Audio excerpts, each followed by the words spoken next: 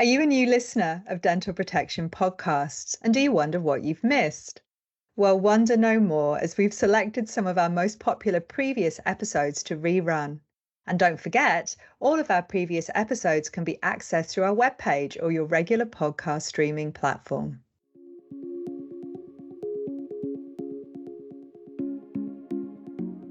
Hello, my name is Dr. Kiran Keshwara. I'm a dental legal consultant at Dental Protection based in Brisbane. Welcome to RiskBites, a series of podcasts produced exclusively for members of Dental Protection. RiskBites looks at the key dental legal risks and issues affecting dental practitioners across Australia and provides helpful advice and guidance on how to steer clear of them, leaving you free to provide safe and high-quality dental care for your patients. In this edition, my colleague Dr. Annalene Weston and I will talk about burnout and how to use your third space wisely. So, Annalene, some listeners may be unaware of the Dental Protection and Medical Protection joint campaign, Breaking the Burnout Cycle, which called for organisation-wide interventions to safeguard the well-being of healthcare practitioners.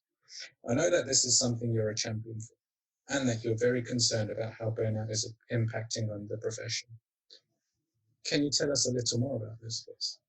Sure. We really wanted to address burnout and make a loud and definite call to action to organisations about this issue. As current COVID-relating issues aside, burnout is one of the most pressing concerns for contemporary dental practitioners globally. Annalene, can you tell me what is burnout? Absolutely, Kiran. So burnout is an occupational phenomenon, and it's a descriptor for what could be described as work stresses and their effects. The reason that we use the term burnout and not another term like worry or stress is that burnout is a reproducible and a measurable analysis of stress. Now, several ways have been developed to record how burnt out people actually are, but the one that most people listening would be most familiar with is called Mashlak's triad. If it's not something you're familiar with, just explain that. Essentially, Christine Mashlak developed a questionnaire that looked at and measured the three key aspects of burnout. Working through each of these in turn, firstly, we have emotional exhaustion. And just to explain that to you, Kiran, if you've ever really cried because you've had your heart broken or because you've lost someone that you love, you'd know that you get that awful ache over your adrenal glands, like over the pit of your stomach. That's how emotional exhaustion feels. And just to put some colour around this, Kiran, studies are showing us that between 1/3 and 1/2 of Australian dental practitioners are attending practice with moderate to high levels of emotional exhaustion. So that feeling every single day. And this is why I'm saying that burnout is such a pressing issue for our profession, because it's a horrible way to feel.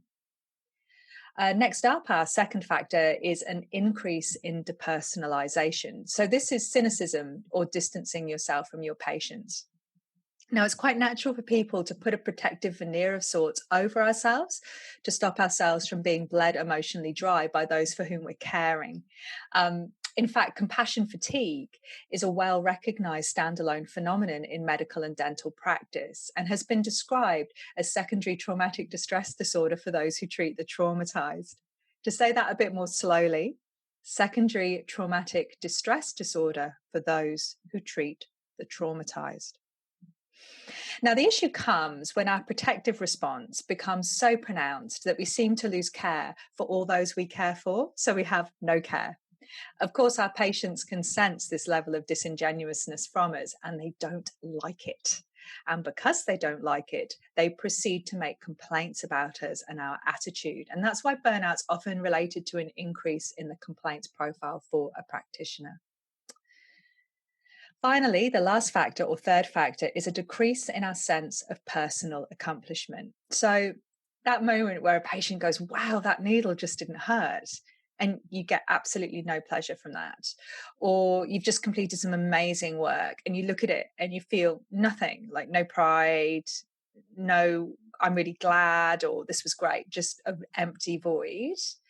That's a decrease in sense of personal accomplishment. So these three factors together are burnout, and it's an occupational phenomenon. So you can only get burnt out from work, not from other areas or factors in your life. And in fact, in May 2019, the World Health Organization actually recognized burnout as an occupational phenomenon, and it features in their 11th International Classification of Diseases. So, what does burnout feel like, Annalene? Or should I complete the questionnaire by Mashlak to see if I am burnt out? Well, you certainly can complete the questionnaire, Kiran. And if you're interested in seeing where you sit in burnout, I would strongly encourage anybody listening to do so. But this definition I'd like to share with you will perhaps give some color to how burnout feels when you're going through it. I found this definition in an old copy of the ADJ, and it kind of jumped out and grabbed me because it's something that really resonated with me. And it reads,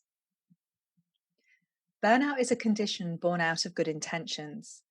Dental practitioners who fall prey to it are for the most part unselfish individuals who've painstakingly striven to reach perfection in their careers, pushing themselves too hard for too long, failing to acknowledge their limitations for fear of ridicule or failure. Now, as I've said, this really resonates with me, and certainly it's a good descriptor of those dental practitioners we work with who are suffering from burnout. And when we ask them how they feel, often it teases elements of that definition out. So, we were going to talk about the third space as well. Where does the third space fit into all of this?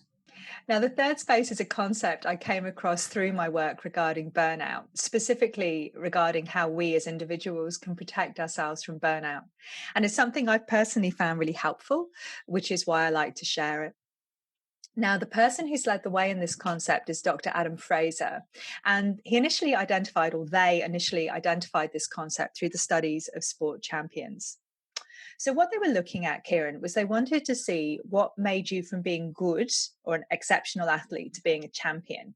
So they were looking at tennis players and they were seeing what separated the best of the best from the rest. Was it the speed of their serve or the accuracy of their shots or the certain things that they did?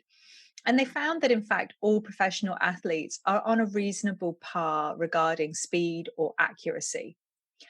What they found was they did something differently, and that was how they managed their third space. To explain that then, if you consider a tennis game, you have two serves, serve one and serve two. But between those two serves is a dead space, which they call the third space. So if you hit a really rubbish first serve and you're angry and frustrated and upset and you carry that angst and drama onto your second serve, then you hit a rubbish second serve as well. And then that becomes a rubbish match, rubbish game, rubbish career. I don't know.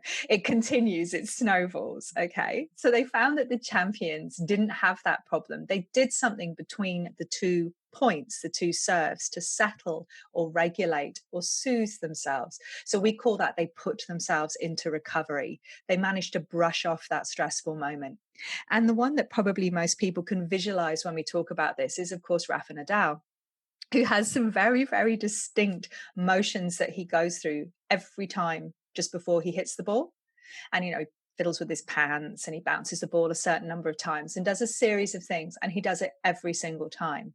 That is Rafa Nadal managing his third space. And that's why if he has a bad shot, it doesn't move on or flow on and affect his other shots. And you can see this in many sports. So the Rugby World Cup was on reasonably recently. And when I was watching that, I was interested to see that each of the people who kicked a conversion, before they kicked that, they all had a series of things that they would do every single time. That's managing their third space. If you watch Killing Eve, one of the main characters, Eve Pilastri, just whenever she's stressed, she does exactly the same thing. She takes her hair down and she rearranges it and puts it up in a certain way. She is managing her third space.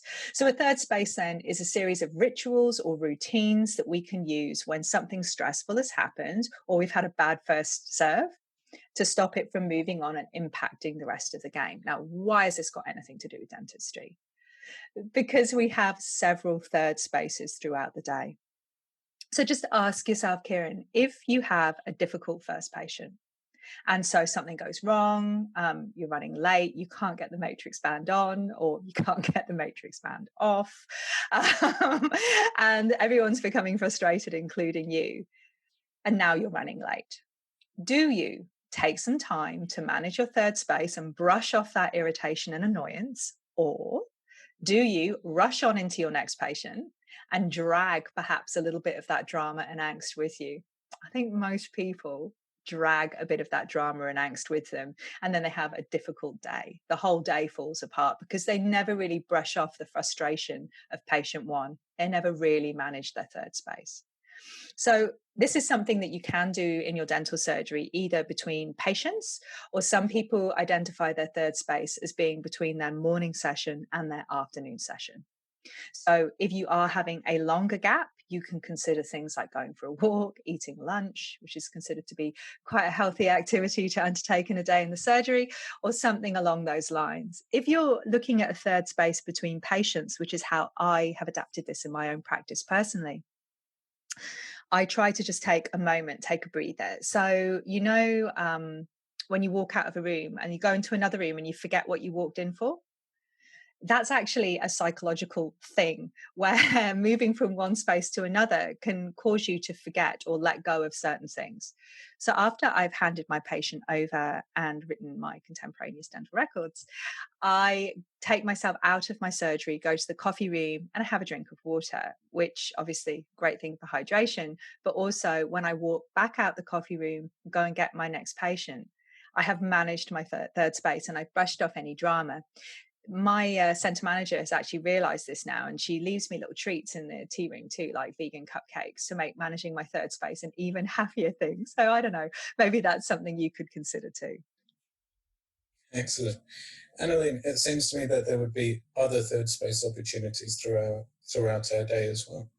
Absolutely, Kiran. So, of course, another natural third space is the third space between our work and our home life. So consider, if you've had that really difficult day and you come home, do you take a moment to brush that off or to shake that off? Or do you come home and drag the difficulty of that day with you like a cape that you then lay over your friends or family or housemates like a blanket, a big depressed blanket that really negs everybody else's vibe? I mean, if you're getting home and the only person who's pleased to see you is the dog, then you're probably not managing your third space well.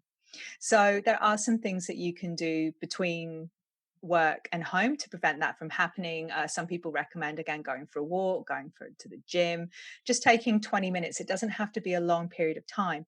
If you don't have that opportunity, you can consider coming home and having a shower and taking the day off, washing our patients off, if you will. Some days more than others, isn't it, really, with that, depending the procedures we've been doing. But then when you come out of the bathroom and then being ready to be the engaged family member or friend that you want to be. So it's not just within work, it's between our work and life too that we can manage that third space.